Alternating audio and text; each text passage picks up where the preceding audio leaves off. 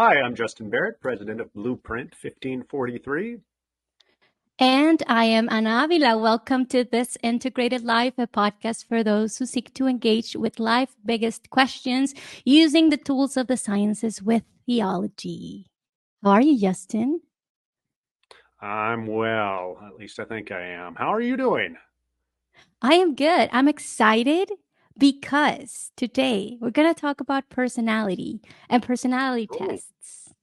oh, I interesting. kind Okay. of want to make you take an Enneagram test. Enneagram, how do you say that in English? Yeah, Enneagram. Yeah. It Enneagram. doesn't matter. It's wrong no matter how you say it. That's what are we are going to talk about that today actually. I have a few tests here that I want to show you and want to get your thoughts on. But first, tell us a little bit about personality. What is it? Why are we so fascinated about it? What do you think? Okay. Well, personality, at least from a psychological perspective, the way that we psychologists talk about personality, um, is kind of what makes you you. It's the Okay. it's the traits, the features, the dispositions, the ways of thinking that set you apart as an individual. They make you who you are, your persona, right? That's where the word comes from, personality, persona. It's the how you present yourself to yourself and the world. It's who you are across, this is kind of important, across different contexts, different social situations. What's the you that remains the same no matter what the social demands are? And that's where a lot of the research is, and where lots of discussion and disagreement in the study of personality is, at least as far as I can tell, is how much of us is really just shaped by the social environment, the environmental factors around us, versus is kind of us and it's separable from that social environment. Hmm. So I think that's why we're kind of interested in it, sort of as ordinary people trying to figure, well, yeah, who am I? It's kind of a forever question that we're asking ourselves. And if these different tests and things like that can give us little glimpses into ourselves where we're like, oh, yeah, that's me, we find that useful, right? Because then we can hang on to that and feel like that helps anchor us, helps us make better decisions, helps us pursue our hopes and dreams and goals, not be pushed around by just the desires of people around us or the dynamics of a situation we might be in. So I think that's why we're interested in personality, is trying to get a good hold of what makes me me, at So its core. Yeah. so these traits we're going to talk about that later, but the personality we have, are we born with it or does it develop or how does that work? Yes. Yeah, it's going to be Okay. both. It's going to be a mix of all of these things. Okay, okay. Uh, it's the And sort how do of we see that? How boring, do we know that? standard textbook kind of, oh, well, that's too bad. Well, we know that people come into the world with certain kinds of, we usually call them temperaments, right? Okay. Or dispositions. They kind of, I've got two kids. One from birth has been kind of easygoing. The other from birth is kind of, she's a fighter. She's got views and opinions, and that's just been them since birth. And they've Yeah. always been this way. And now they're, one's 30 and one's pushing 30, and they're still kind of that way. Um, and I think lots of us, parents and just those of us, we can always say, well, I've always been this way. And there's certain parts of us that kind of always have been. Um, but it's also the case that then whatever is our kind of natural dispositional endowment, our um, that gets tuned up in particular social environments. It gets tuned up by effort. It gets tuned up by the people, the friends we pick. All of these things influence how our personality ends up developing. So it's not just completely handed to us. It can change over time. Um, Even if maybe there was a particular direction it was likely to go, it doesn't have to go that way. We're not sort of determined in that sense. Really good examples are things like introversion and extroversion, which is most of us are familiar with, oh, I'm an extrovert, I'm an introvert. Well, the truth of the matter is that a lot of us were probably more extroverted at some point in our lives and more introverted at other points in our lives. Hmm. Um, so my wife sometimes sort of complains that she thought she was marrying somebody who was much more extroverted than he turned out to be. Well, that's because we met in college, and I was sort of sawed off from most of my social environment because I went away to college, have to make Yeah. new friends. And so I have to be kind of outgoing. And do I like people? Sure, I like people. Do they tire me out eventually? Yes, they do. But not as much back then as they do now. And I don't think it's just Hmm. because I'm a grumpy old man. I just think there's reason to believe that developmentally we're sort of more extroverted on average when we are adolescents and young adults, and Hmm. for really good reason, because that's when we need to sort of step out on our own, make those relationships. And usually that comes down over time. And we're sort of happy with our own company uh, more and more the older we get. Um, so there is a developmental course then to the dimensions of our personality. It can be nurtured and it can be influenced by our environmental situations to a certain extent. But what we're trying to, if I were a personality psychologist, what personality psychologists are trying to do is figure out, yeah, what's the through thread though? What's the thing that holds us together across all of those different contexts and developmental conditions? But you raise a good question. How much of it is sort of this kind of part of my biological endowment? How much of it is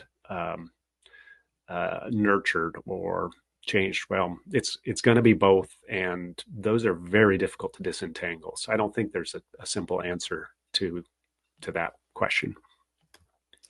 Okay, we've learned a lot. So, nature nurture, you tricked your wife into marrying you, and now she's stuck with an introvert. I mean, but Um, um, just I want to know a lean little bit. introvert, just a little lean. Yeah. I'm really introverted, and I thought I didn't know what extroversion introversion was. I've always been good at public speaking because I've trained from when I was really little, and I'm not Mm-hmm. shy to speak.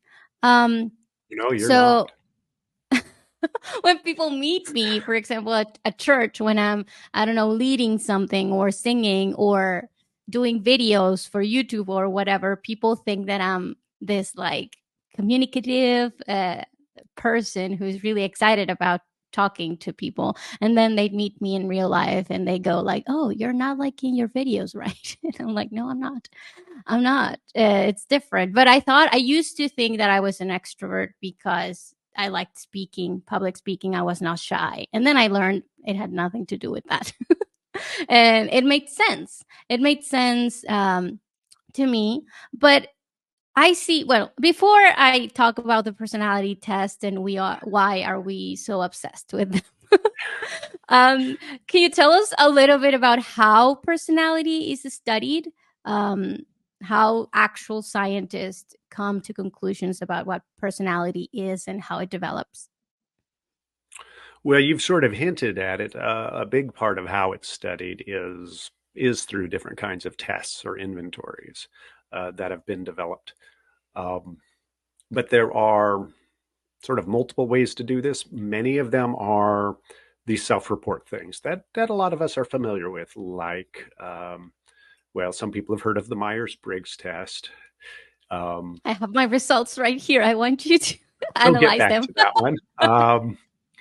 And Myers-Briggs is a very old test, and it's Okay. derived from Carl Jung's kind of theory, and he had his own kind of tests. So this is going back to some of the early foundations of psychology, modern psychology, before it was even scientific.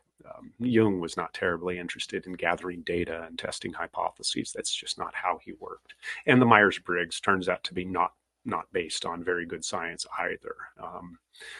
So what they typically a lot of personality exploration does have to do with these tests and inventories, and they are painstakingly developed through having people sort of answer lots of questions about themselves, about statistically analyzing those responses to see how they tend to cluster across different populations of people.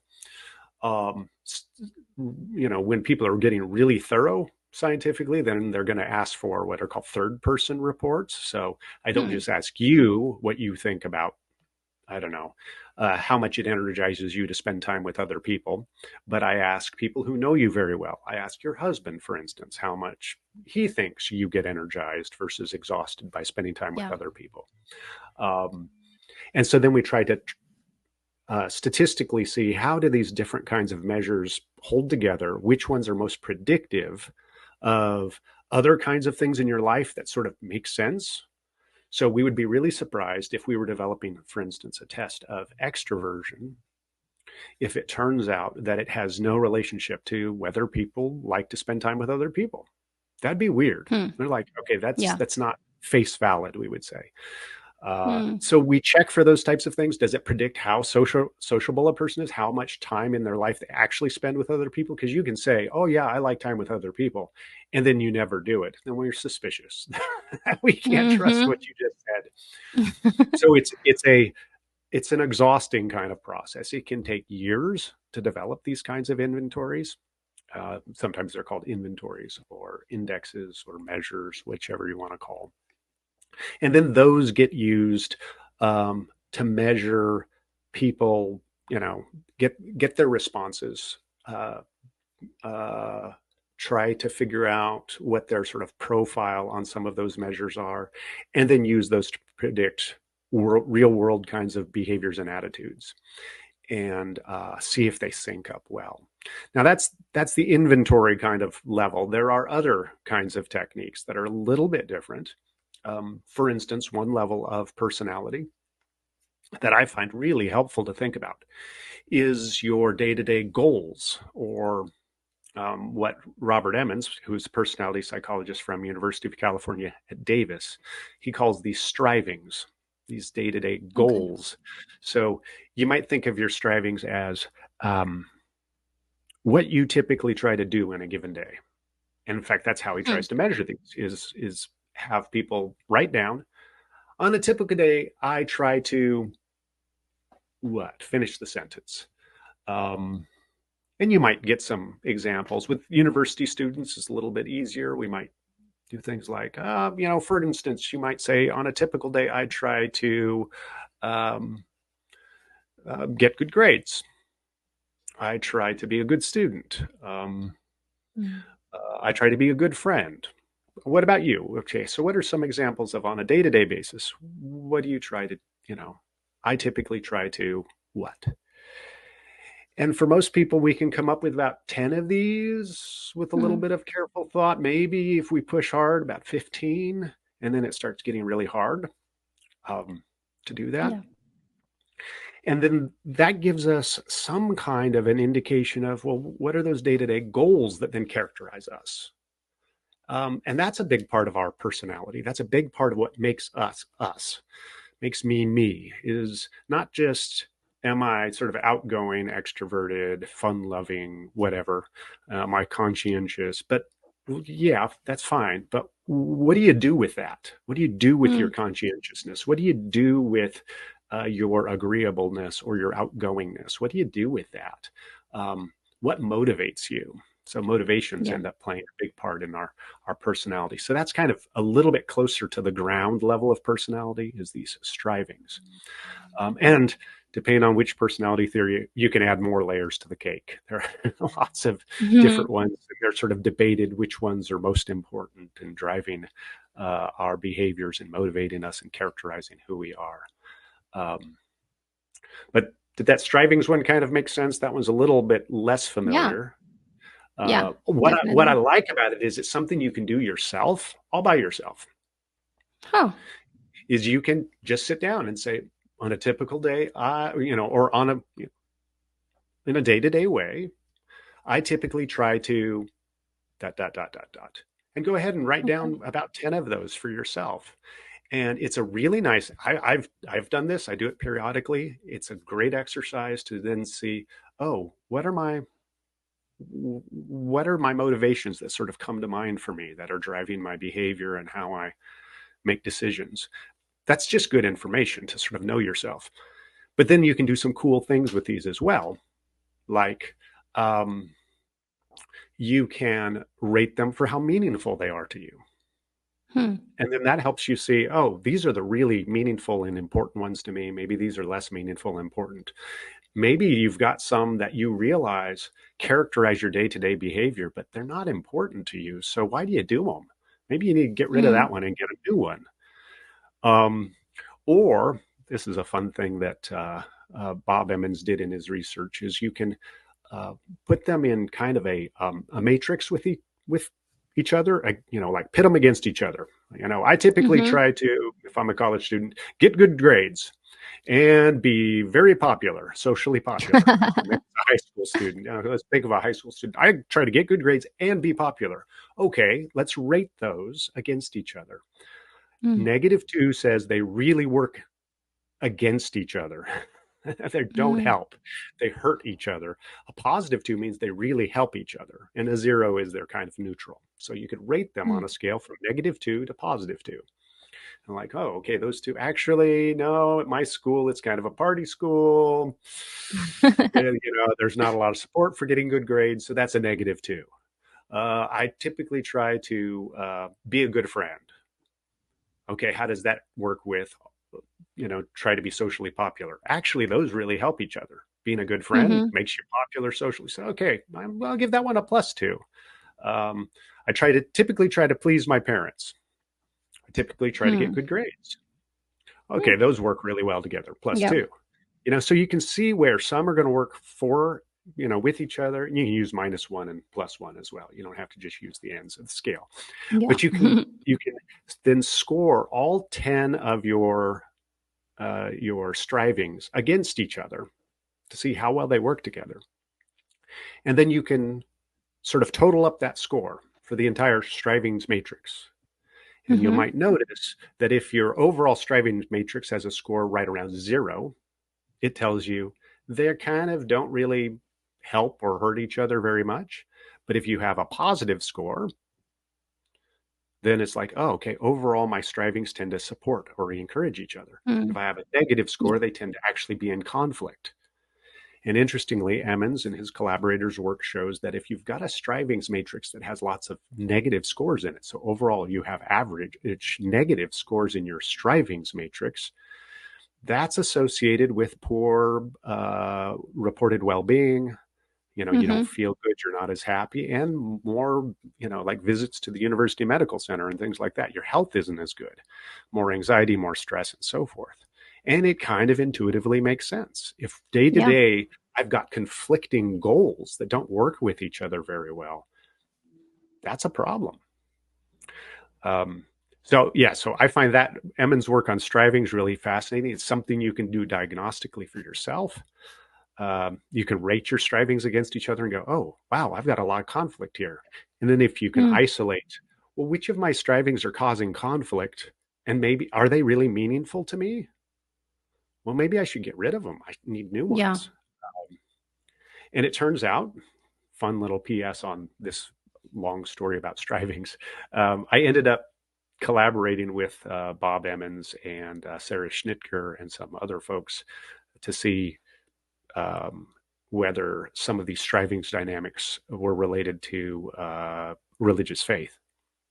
Hmm. And because one of the things that Emmons had found in previous work was that if people had lots of what he called spiritual strivings, so I try to please God, or Yeah. I try to live my life as a good Christ follower, or whatever, however you would express your spirituality, that if you had lots of spiritual strivings in your matrix, you tend to have less conflict. Oh. And that less conflict then predicts better health.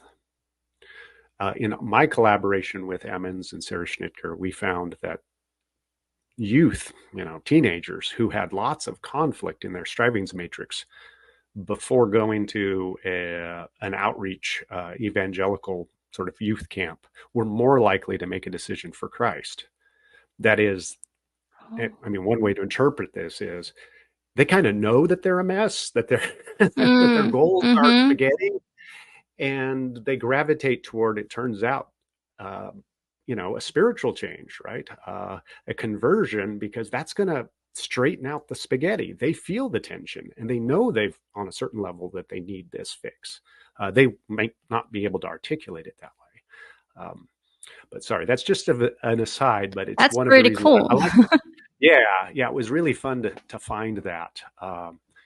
And this is one of the reasons I'm enthusiastic about that level of assessing my own personality, and why I recommend it to people is it's a different take. It gets you away from Myers-Briggs and Enneagrams and these things, and gets you to, what about my goals and motivations day to day?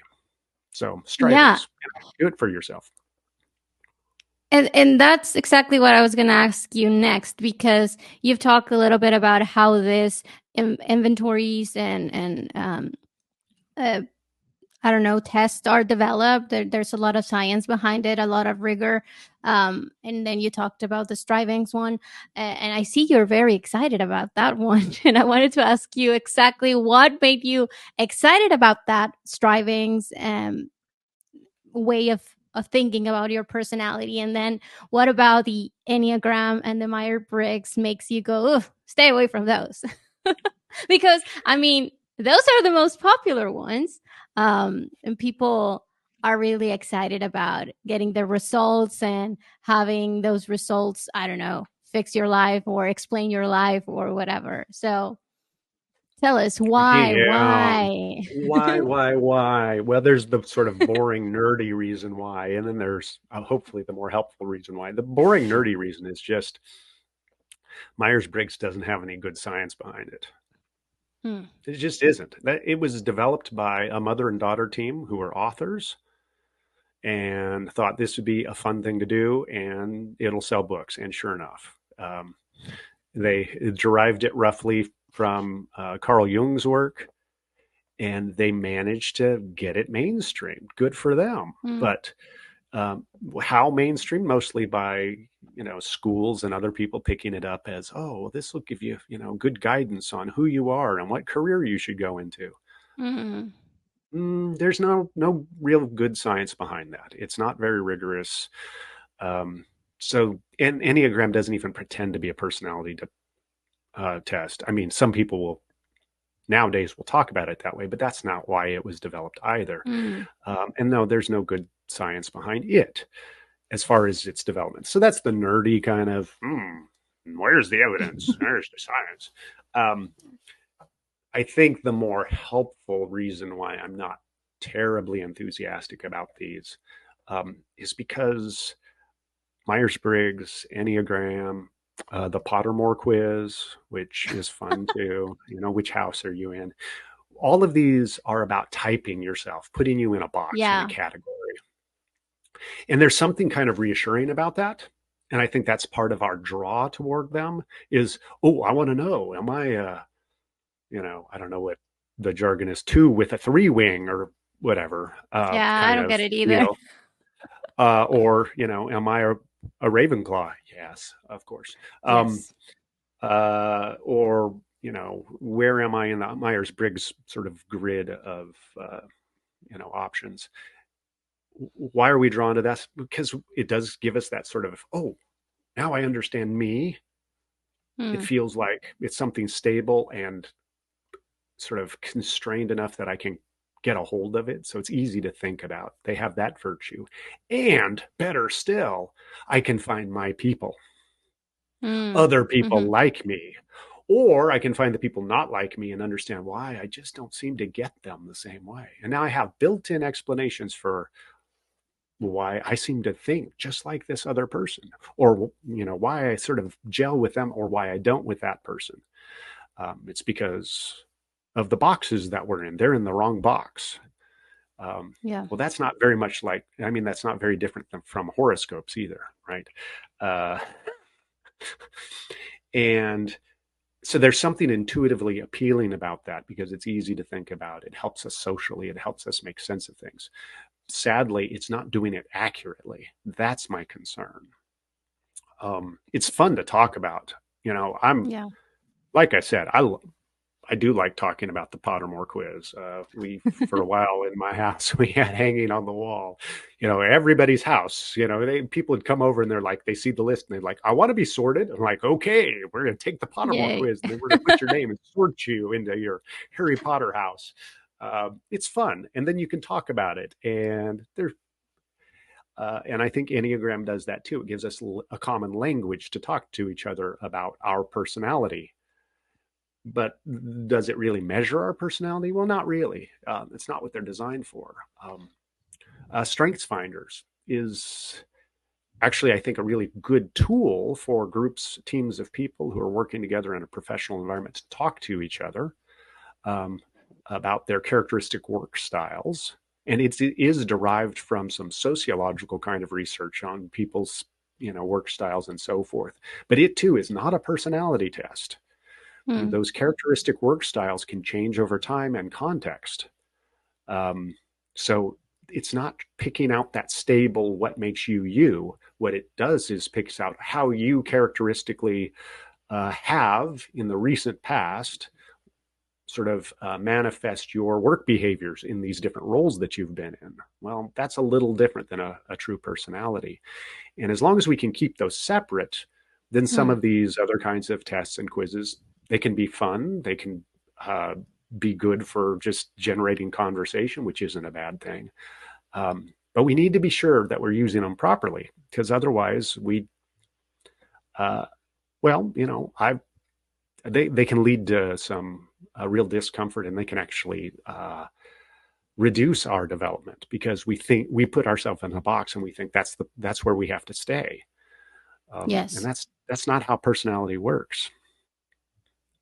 I talked Yes, for a long time, that's but no, that was going to be my next question or point of conversation, like the dangers of relying too hard on these tests that can be fun, and can show us a little bit about ourselves, but then we get stuck. And then I've had people like they do something that I don't like, or we have some sort of a struggle, and they go like, "Oh, I'm a whatever, a five," and then that explains it all, and then that's it. So yeah, there's this danger of just getting stuck in this box and make it using it as excuse for everything you do, instead of actually trying to, as you said, develop and grow.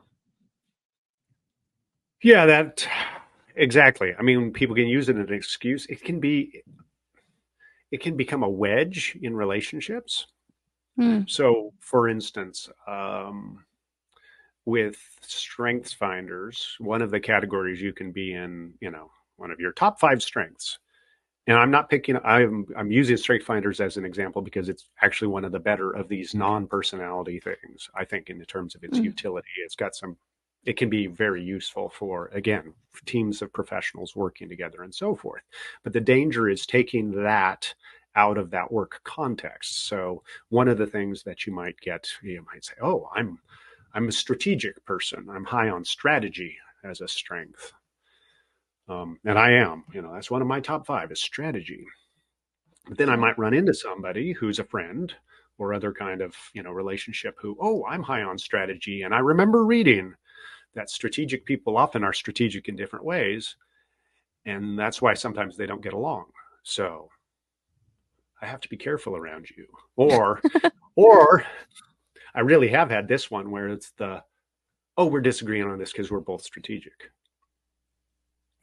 Like, but that doesn't make the disagreement go Yeah. away, and it doesn't Hmm. help us work through the disagreement. It might be reassuring that, oh, this isn't you know because we hate each other. It's just because we're both strategic. Well, it doesn't solve the problem, right? Yeah. So actually becomes a barrier, and in this case a false barrier, because it's Hmm. absolutely true that different strategic people will come up with different strategies in a work environment. It does not follow from that or any of the strength finders research that outside of the work context, 2 strategic people are going to just disagree all the time, Hmm. because it's about Yeah. how we work. It's not about how we do life. Um, so there's those kinds of confusions. And then there are, I earlier I mentioned how there's a developmental trend, right? Or there are developmental changes in our personality as well. And if you get put in a box, especially when does Myers-Briggs usually administered? When do people usually take it for the first time? And they're like 17, 18 years old, maybe Yeah. High school. high school, as part of, like, oh, what career should you go into, or where should you go to Mm-hmm. college, or whatever. And like, our personalities haven't settled when we're 16, 17, Mm. 18 years old. They're not stable yet. So they're changing. But if we then take a 17-year-old and say, here's the box you're in, even Yeah. if one of those traits, like say extroversion, it seems like, oh, well, that's a reasonable trait to talk about. Extroversion changes. So you get people who thought they were an extrovert when they were 17 because that's what the thing said, and then they turn out that they're not. And Mm. at least by the Yeah. time they're 30, they're not. Or because, yeah, the boxes are misleading. Yeah. But again, I've rambled a little bit. No, that's good. And that's one of the differences I found when I was looking at these tests, that the Enneagram and the Myers-Briggs, when you answer all the questions, that they seem very similar, the questions they have you answer. Uh, but then in the Big Five one, that we haven't talked about that one, but that's the one you always recommend to me. um, it gives you traits in the end, just like where you are on the scale of the five traits. But the Enneagram and the Myers-Briggs then puts you in this box, like, oh, this traits in this level means you're this type of personality. And that is, as far as I'm understanding, what doesn't have the scientific validity. Um, am I understanding that correctly? Like putting people in these made up boxes. That's right. That's certainly part of it. So, yeah, the Big Five personality inventory is, as far as I can tell, the most commonly used and well respected personality trait measure that Mm, scientists use. Okay. yeah. And by trait, again, this is a certain level of personality. It's different than the strivings level, which is a little bit more motivational action kind Mm-hmm. of real life stuff. The traits is that really that who's me across all of these different situations. Um, and the Big Five, at first glance, you might think looks like something like Myers-Briggs, especially because Yeah. one of the so-called Big Five traits has the same name, extroversion. Yeah. But you're right, Big Five, what it gives you is where on a continuum you fall on each Mm-hmm. of these five traits, because it doesn't put you in a box. It doesn't say you are an extrovert. It says something like you score in the 53rd percentile on extroversion. Well, does Mm-hmm. that make me an extrovert? Well, no, it makes you kind of just in the fat middle part of the curve. Yeah. Um, so the Big Five, uh, sometimes there are two different acronyms people use to remember the Big Five. One of them is OCEAN, O C Or E canoe. A A, or canoe, yes, which we can probably come up with others too.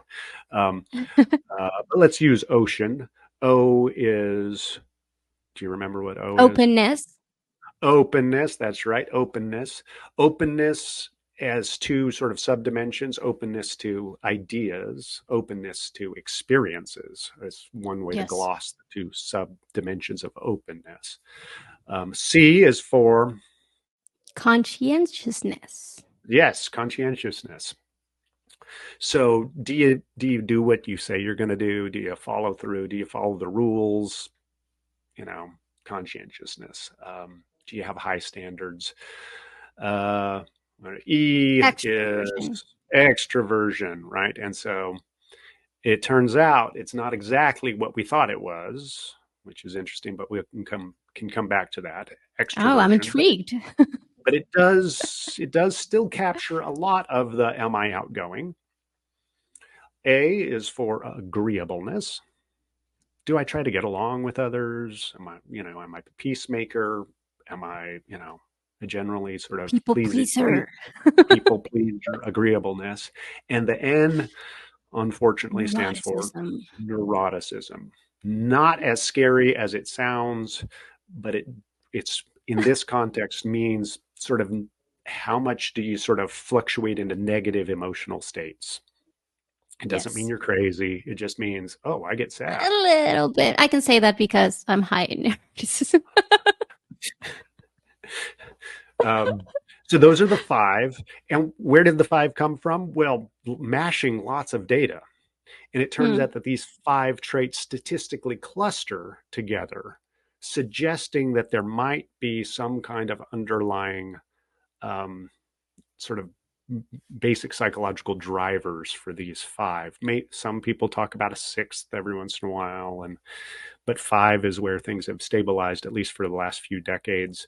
And and they're not necessarily intuitive in that you would say, oh yeah, these are the five things that make someone who they are as far as traits Hmm. go. But sometimes that's what science does, is it reveals things that we didn't notice. And one of the things Yeah. I mentioned, extroversion isn't quite what you think it is. Yes, there's this outgoingness dimension to it, but it also has a big piece of how much do you have really sort of full-bodied positive emotional states. So Oh, really, one way to think about the extrovert is extroverts are happy people. yeah. That's why I'm low on that. Yeah. And you would think, well, if neuroticism is negative Yeah. feelings, you would think that being low on neuroticism would make you a lot happy all the time. No, it turns out no, because our emotional states, they're not driven by a switch that we go from happy to sad. It's Hmm. not if that's not how As we emotion learn works. on Intensamente. What is And that movie in inside out, English? yeah. Inside Out. Yeah. Yeah, exactly. That's exactly. So, I mean, they kind of got that right. Instead, there are these different kinds of little emotional engines, um, Yeah. and which is one of the reasons you can be really happy and really sad right on top of each other sometimes, or really angry and really happy right on top of each other sometimes. Hmm. Well, it turns out extroverted people, it's not just that they tend to hang out with other people, it's that kind of they strive toward and enjoy more of these high emotional experiences, and they usually seek that through engagement with people. So those of us who are a little bit lower on extroversion, who traditionally have been called introverts, but we're just, like I don't know, 40th percentile on extroversion. So I'm still in the fat part of the curve. I'm not particularly low, but what that means is, The Myers-Briggs says I'm on the 96th towards introversion. So I'm at the extreme. Okay. Ahorita I'll show you my results. You can dismiss them in on screen later. oh, okay. But what it means for those of us who sort of are on the lower half on the extroversion is we probably just don't get quite as happy, excited as our extroverted friends do. Yeah. And I've got an extroverted friend who and coworker who's very high on extroversion. Well, when she's happy, it's a lot. Yeah. It's like whoa. Um, that's one of the traits of extroversion. So it's interesting that the Interesting. science of personality has found that these different, yes, it has found traits, and it's settled on five for the moment, though. Some people keep fighting for sixth, but they're five as What's the far as we can sixth tell. one? Honesty, strangely. Oh, that is interesting. That would be a moral one. Like, Yeah, yeah, and that's right. Uh, and that is and the other because five. personality is not about being good or bad. But if you're low on honesty, that would be not good. Right. Yeah. The five are not supposed to be judgments. You could be low or high on the five that exist that are not, and that doesn't make you a good or a bad person or necessarily a healthy or unhealthy person Yeah. is the usual gloss. But you've already pointed out neuroticism. If you are really high on neuroticism, you probably are going to suffer with anxiety and depression. Yeah, but that So doesn't is make that a you good thing? bad. You're right. But It's not that a doesn't moral make you issue. bad. Uh-huh. I mean, you could say, you Um, could argue that more like neurotic people are more sensitive and that helps them help people, or Good. I don't That's know. right. That's right. These can be strengths. And this Mhm. is, that's one of the, I think, useful things about knowing yourself in terms of your traits is, well, where then does my personality kind of uh, cause friction in the kind of Mm. world that I'm living in or the kind of person I want to be? How do I then work, develop coping skills or other management skills so that I don't suffer the negative consequences? And where are my kind of strengths that I can build upon? So for somebody like you who, you are a successful writer and digital media person, and so you run into people and they want to talk to you, and you know that that's going to exhaust you as an introvert. It's going to be tiresome, but knowing that, you need to manage it, Mhm. and you can probably do things like, at least I do, is okay, I'm in performance mode now. And Mhm. that's not phony, that's not fake. It Nope. What it means is I have to try extra to engage the people when what I really want to do is crawl in the corner. Yep. And it's just part of the kind of professional work that I do, and that's okay. But I also need to know, well, I've got limits. It's going to take a cost, right? Um, and that's okay. And at least I find it helpful to realize, when everybody else is super excited around me and they're like, "Why aren't you excited?" I'm like, "This is excitement for me." Uh, Yes. Not high on extroversion. This is as good Yes. as it gets. I'm I'm fine, excited thanks. in here. In here, I yeah, same, promise. right. That I don't feel bad. I don't feel, Mm. because no, it's just who I am. My expectations are adjusted. I'm not envious of my extroverted friends that they get to No. experience the highs higher than I do. I could, but I don't think that's necessarily healthy for me. Uh, but yeah, so big five, um, openness. That's a really interesting one. Uh, Conscientiousness. That one sounds a little moral, doesn't it? Just like the It honesty would. That one, does. conscientiousness, starts to sound a little bit like it's got a What is moral the other tinge to it. extreme? I don't remember. Well, The they don't other talk about side it. of You're just low on it. You're just low on Oh, conscientiousness, right? So this is a difference. Myers-Briggs has these different poles. The big yes. five doesn't. It's got one dimension, and you're either high or low on it, Oh. Okay, okay, okay. right? Well, yeah, So, conscientiousness does. Well, maybe so you can somebody say like really you're low in more conscientious, free and open and like well, that's openness. no, like you can pivot and change and respond to unexpected challenges or things, because conscientious people are like really structured, right? They meet deadlines and they have these plans and all the things. But maybe Right. they're a little more stuck if something changes, or if they are faced with something unexpected. Maybe, I don't know. I think that's tracking more on openness. But it is the case that people who are too high in conscientiousness, super high, can drive themselves crazy. Right. I don't I will mean that in a not comment on colloquial that. sense. Because, right, they put a lot of pressure on themselves to make things Yeah, just so. yeah. Now, somebody super low in conscientiousness, can you trust them to get things done? No, They're probably not. flakes. They'll tend to be flaky. Um, Openness is an interesting one because depending on whether it's ideas or experiences, person high in sort of experiences openness, they might be a lot of fun. Right? Oh, let's do this. We've never done this before. Let's do it. Mm, Um, but they're also likely to do lots of drugs. And I'm not just making that up. that's not good. That's true. They're likely to Yeah. experiment with drugs. And people high in openness also tend to be more sexually promiscuous and things like Hmm. that because they try stuff. They just, here, eat this. Okay, what is it? You should ask before you put it in your mouth, says the low openness, high conscientiousness person. Um, Yes. Yes. And so then that's another thing to talk about with these the big five and these five dimensions. Really, for several of them, maybe for four of the five, you're probably somewhere in the fat part of the distribution. You're probably somewhere in the Mm. middle on it. And so that's not sort of driving what makes you distinctive. Mm. It's not doing that much work for you in a sense. So really, because I'm kind of in the fat part of introversion, I mean extroversion, sorry.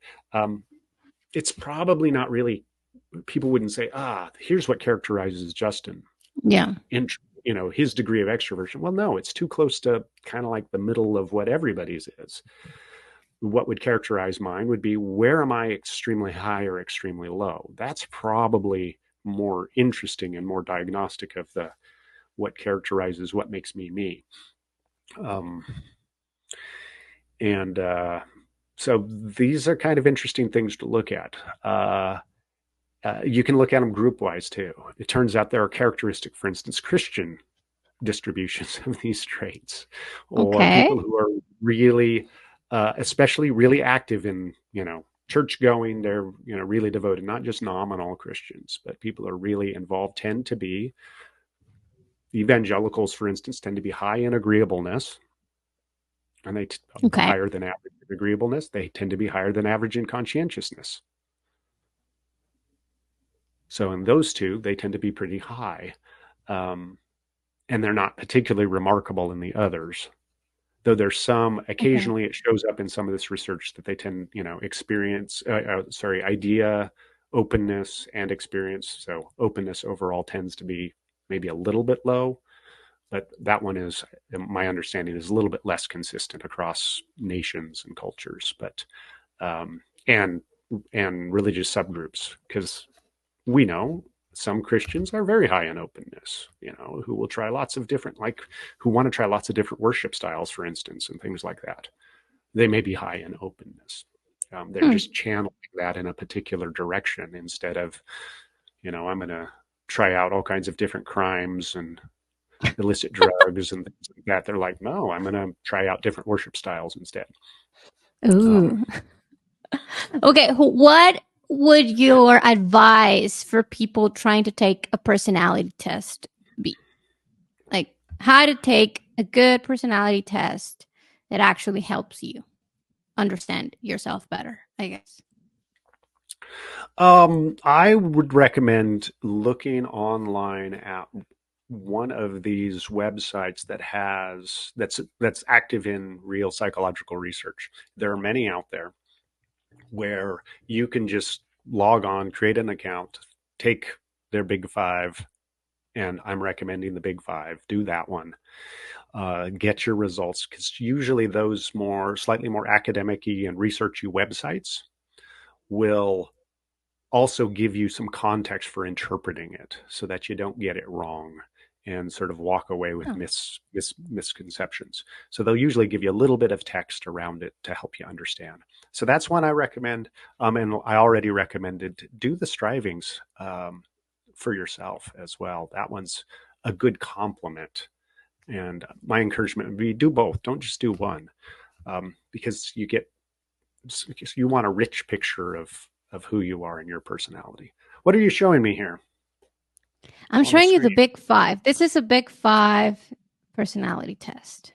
I'm going to do it here for myself. Oh, okay. I'm going to try to do it fast. And I know if you're watching, I'm going to try to ignore your here. Probably, um, I don't want to think you're looking at my answers, but I'm Wow, going to this is try to very be bold of you. honest. I can barely see it. So, even with the glasses, it's so small. Okay. Yeah, it's very small. Can I zoom this? I don't think so. That's all right. I'm not going Yeah, to I don't critique know. you as you do it. You do what you want there. Oh, well, there. That's better. Is that better? Yeah, Okay. absolutely. So that first item is, So, I enjoy trying new activities and experiences. not really. Seek new experiences? No, I don't seek anything. I'm forced to do stuff. I'm open to changing. I'm committed to achieving my goals too much. Perfectionist, yes. Yes. I'm diligent, yes. I plan ahead. I know I am obsessive. I'm good at managing my time. This is the same question like a You better say thousand yes. million I times. mean, you've written a book on it or something, haven't you? So. I know. I take pride in my work. No, I just suck. I'm well prepared for whatever I undertake.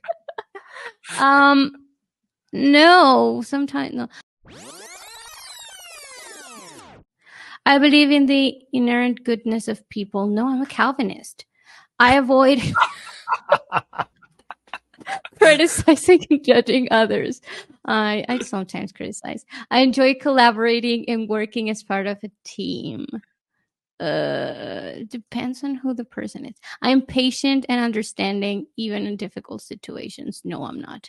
I value cooperation over competition. No, I love board games when I can crush people. I strive to create a positive and welcoming environment. I don't create environments, I don't think.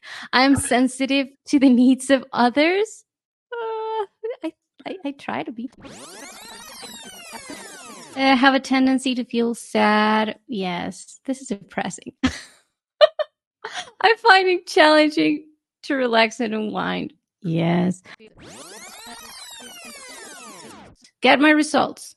Yes, I would like to see my results. That was impressively fast working in your second language. That was really impressive. Okay, let's see what it says. Oh, what it make it are you charging me for my results? What? Okay, This this is not the kind you, of website you want. okay, then let's see this one that I already made. All right, okay. This is my Myers-Briggs ones. No, Uh, boo. why are you booing it? Okay, tell me what you see and what do you don't like. Oh, well, to the extent that extroversion, extroverted, introverted maps onto extroversion, yeah, I think that's right. And we know that you do tend to be, and based on what you just did, uh, with the big five, yeah, you were definitely on the introverted side of things. So you were low on extroversion. So that one, all right. Um, What is this? Intuitive. My mind is intuitive. Well, it's in the fat middle, as you would say. it's in the fat metal on this, but what's this intuitive versus observant? So those aren't opposites of each other. Um, They it say says you're you're very likely typically, imaginative and open-minded, focusing on hidden meanings and distant possibilities. What does that and even what's mean? interesting, well, yeah, what's interesting about that, in contrast to what you just did with the big five, is your answers were actually mixed on openness, on that dimension, openness, right? So you like to pursue new ideas and so forth, but not all of them. And you're not interested in new experiences and things like No. that. Mm-hmm. Um, so you're probably somewhere in the mushy middle on openness because your two dimensions sort of split. They go in different directions, Yeah. is be my guess. Thinking. Think You like focus on objectivity and rationality, putting effectiveness about social harmony. Is that would be the agreeableness one, maybe? so it's this is what's the problem with Myers-Briggs is it's grabbing things that are multiple different dimensions potentially Mm, and mixing them together. So we because of the influence of Myers-Briggs, we talk about thinking versus feeling people, but there are plenty of thinking people who feel a lot and plenty of, you know, people who think through their feelings and so forth. And you just, yeah.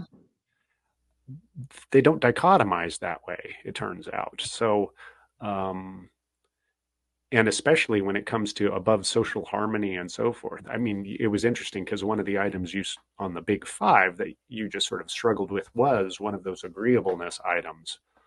Um, are you willing to compromise in order to get along? Well, you're pretty high in agreeableness, I suspect, by most of your things. is Yes. you like to keep peace. You don't want conflict. But well, compromise what? You've got strong Yeah. values that sort of guide your life that you're not willing to compromise on, but you're going to try to avoid a social conflict. So why have we just mixed them together on this thinking, feeling kind of thing? Hmm. Um, Judging. You are likely organized, decisive, thorough, value structure. Okay, this sounds like conscientiousness. right. So this has got conscientiousness and openness mushed together as Huh. two different dimensions.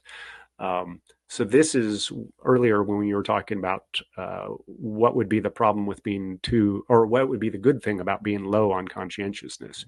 You were actually giving it a Myers-Briggs judging versus prospecting kind of gloss. Whoops. Well, but it makes sense if you've done this test, and we are all kind of more comfortable and familiar with these, Yeah. and that just shows part of why it can be misleading because I can be very high on conscientiousness and spoiler, both you and I think are, Yeah. but it doesn't mean that we're not curious and we're Mm-hmm. not looking for new ideas. You're on the thinking one now, not the judging. um, Oh, yes. um, and sort of looking for new ideas, and maybe even open to certain kinds of spontaneity. What that's got to do with it, I have no idea. um, because of if you can plan quickly and you've got plans A, B, and C, I'm ready for, you know, heck, I've got 4 backup plans for whatever's about to happen, so I can pivot. Well, that's Yeah. not spontaneous. Well, it is kind of. It's Sometimes being freedom comes from prepared structure. for. Yeah. Okay. And the last one, turbulent, which sounds like neuroticism. And there's going to be some overlap with neuroticism, but notice that perfectionism that it's suggesting there, that's Mm-hmm. actually probably going to be more on the conscientious side of things. Yeah. So again, what we're seeing is that aspects of some of these dimensions from the big five that we have good reason to think cluster together because of the careful science that has shown that they hang together. They go up and down together. They sort of relate to each other. Myers-Briggs has them sort of scattered about here, there, and this create these false continua, and then chops them in half to put you into these different categories. And so that's kind of why it gets you talking in the right space in terms of Hmm. lots of things that are important to personality. Partly it's because it did draw from Carl Jung's work, and he was not a dope. I mean, Jung was a smart guy who was very reflective on, how people tick. And so it does give us some language for talking about our personalities, but the danger is it can also mislead us. Um, Well, that was very interesting. Thank you. I wanted to finish this episode with you talking to the Christian because I've okay. noticed that these personality tests, especially the Enneagram a few years ago, are very popular amongst the Christian crowd. Um, and again, we've talked about how we like to understand ourselves and see our strengths and our weaknesses so we can deal with them. But what would you say to the Christian who is looking to these tests to find things about themselves?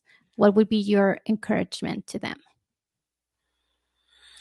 Oh, I think beyond things that we've already talked about, if you're going to, I would totally encourage you to use some of the better tests like the Big Five, um, or like developing the strivings matrix, using these as tools for sort of getting to know yourself better. That's a good, healthy thing to do.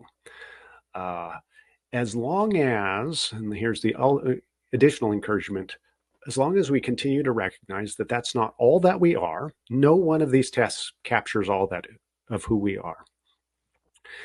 And to not attach too much worth to it in the sense that um, I am more or less worthy depending on how high I score on conscientiousness Mhm. or Yes. agreeableness.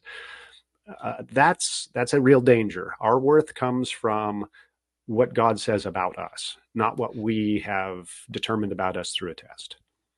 Yes. What does he say about us? That he loves us, that he wants to get a hold of us. He wants to be in a loving relationship with us. That's more important than whether I'm high on extroversion. And it's certainly, more important than whether I'm a 2 with 3 wing or something like that. So, and earlier we mentioned, these things can change too. They're dynamic. And part of how they can change is through the work of the Holy Spirit in us. We hope that we are changing. We hope that through our life of discipleship and formation, that we are ever conforming to the image and likeness of Christ. And that's going to leave marks on our personality, we hope. Yes. And we need to open ourselves to that, not box ourselves in from that. That said, one of the great things, and here's the encouraging positive side of looking at personality, is Jesus wants us to be like him, like us. I hope that's a good one. Yes. He wants us to be the best version of ourselves. God created us each as unique individuals to image him, to be his image bearers, to image God the way that we image God. And so our personality help guide us. Well, what's my contribution to imaging God in this world? What's my unique, distinct, sort of the me version of that? And let's hang on to that. That's a special thing that only we can bring to the world. God did not, send Jesus into the world to make clones. Yes. But image bearers. Yes. And that's different. So that would be my encouragement. Thank you. That is awesome. And we love to hear from you, your comments. Have you ever taken a personality test? What do you think about the points Dr. Barrett made about the strengths and weaknesses of some of the most popular ones? Leave us that in the comments and we'll see you next time. Bye-bye.